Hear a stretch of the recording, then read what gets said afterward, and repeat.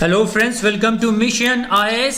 Now friends, in this video मैं इस video के माध्यम से आपको बहुत ही इम्पॉर्टेंट मोस्ट एक्सपेक्टेड एमसीक्यूज देने जा रहा हूं, जो कि आपके प्रीलिम 2021 के जो कि 27 मई को 27 जून को होने वाला है। इस प्रीलिम के लिए बहुत ही ज़्यादा चांस है कि इसमें से कोई क्वेश्चन पूछा जाए, तो इस वीडियो को आप पूरा देखिए, हर एक क्वेश्चन आप मैं सॉल्व करके दूँ।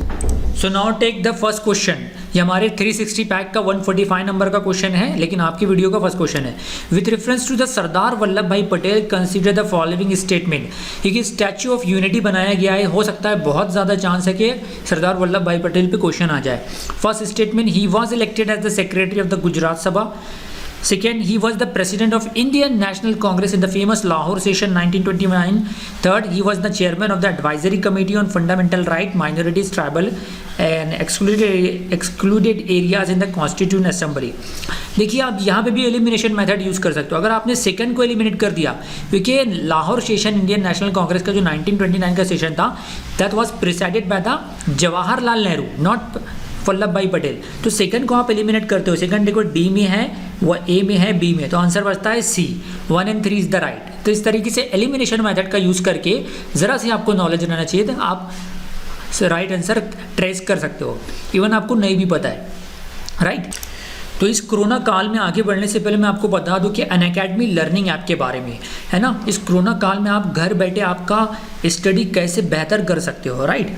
तो ये सारे प्रॉब्लम का एक सोल्यूशन है अनअकैडमी लर्निंग ऐप। तो इस ऐप को डाउनलोड करने के लिए आपको क्या करना है, इन क्लास अनअकैडमी यूपीएससी के लिए फ्री, हाँ दोस्तों, फ्री में बहुत सारे इंपॉर्टेंट करंट अफेयर्स के स्टैटिक पोर्शन पे, डायनेमिक पोर्शन पे वीडियोस बना रहा है, जो कि ना सिर्फ आपको प्रीलिम में बल्कि मेंस एग्जाम में भी हेल्प करेगा।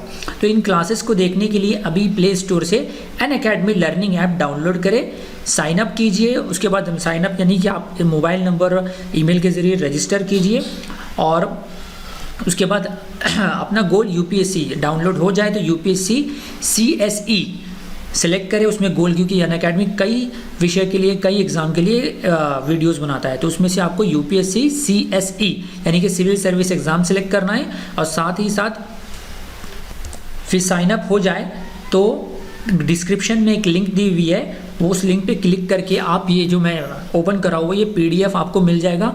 उस पीडीएफ पे आप जिस भी एजुकेटर पे आप क्लिक करोगे, यहाँ पे बहुत सी, जैसे basic of Indian economy, monetary and physical policy पे लेक्चर आने वाला है दीपांशु सिंह सर का, है ना।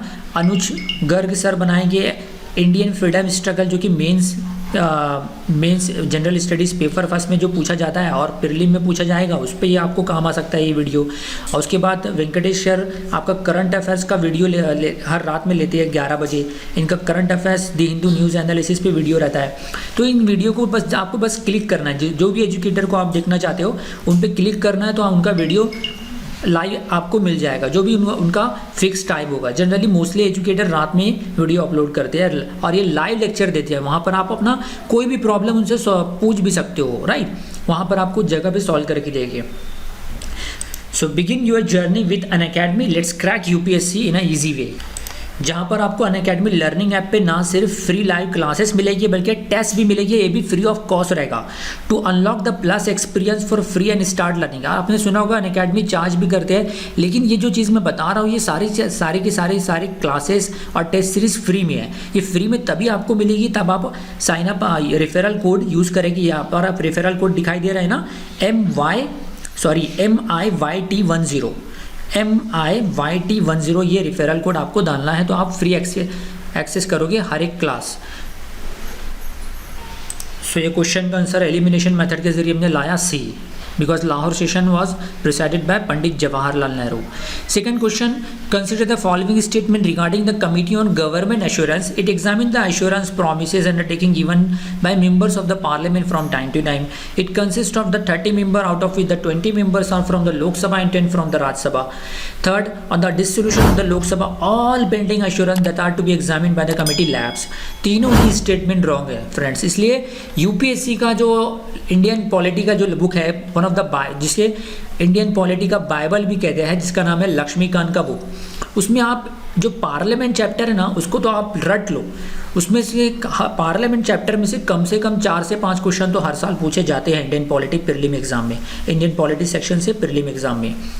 सो इंडियन जिसमें पार्लियामेंट में कमेटी नाम का भी एक चैप्टर है, वो उस पर आप कई बार उसे रिवाइज कर लो। कोई भी किसी ने एक कमेटी पे तो यूपीएससी प्रीलिम में पूछता ही है। तो चारों भी आंसर, तीनों ही ऑप्शन स्टेटमेंट रॉन्ग थे, इसका आंसर है D, right.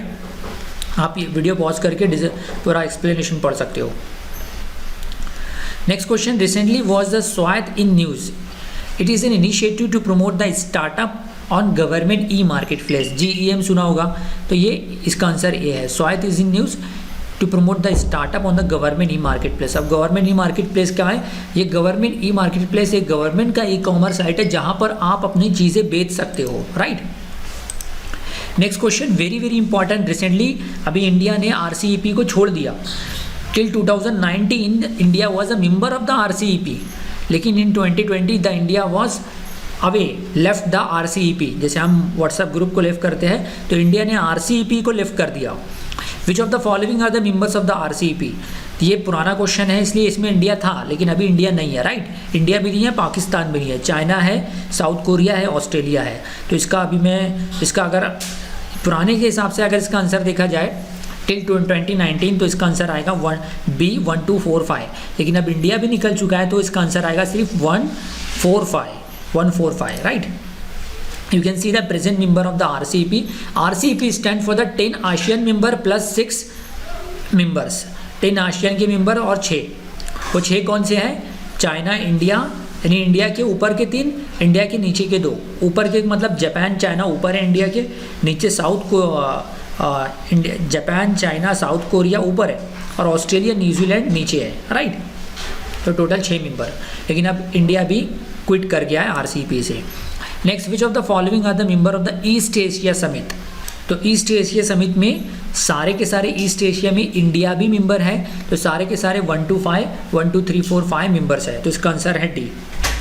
So you can see that the 10 ASEAN plus 6 RCEP plus 2 members, समझ में आ रहा है? 10 ASEAN 6 RCEP 2 USA and Russia मिला के टोटल 18 मेंबर हैं ईस्ट एशिया समिट में, इसमें अमेरिका भी है और रशिया भी है। Next question, letter of understanding and swift consider the following statement. Recently, letter of understanding is a bank guarantee under which a bank allows its customer to raise money from another Indian bank's foreign branch in the form of short term credit। यानी कि suppose हमारे India का SBI है, SBI bank है, उसका branch है Dubai में, UAE में, तो वहाँ से भी कोई व्यक्ति पैसे निकाल सकता है, लोन ले सकता है, लेकिन वहाँ पर उसे लेटर ऑफ अंडरस्टैंडिंग लेना पड़ेगा RBI की तरफ से। तो ये स्टेटमेंट फर्स्ट राइट है। Second, swift provides a network that enables financial institution world wide to send and receive information about the financial transaction. तो फर्स्ट एंड सेकेंड राइट है, तो आंसर है इसका बी। थर्ड स्टेटमेंट राइट नहीं है। Swift facilitate fund transfer, no. Swift is a network that enable financial institution to connect, to send and receive messages, communication होता है, fund transfer नहीं होता है स्विफ्ट के जरिए। You can read the explanation from this slide. Video को pause करके आप देख सकते हो, जैसे मैंने बताया वही है। Next question, consider the following statement about the Kheda Satyagraha. It was the second Satyagraha movement of the Gandhi ji after Champaran Satyagraha. No, it was not a second. First statement is wrong. Second, people of Kheda were unable to pay the high taxes levied by the British due to crop failure and the plague epidemic.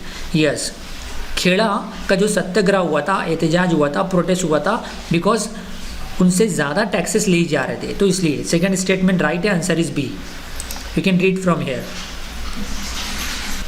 So I hope इस IAS aspirants you understand, and one of the question may ask in your upcoming prelim exam 2021.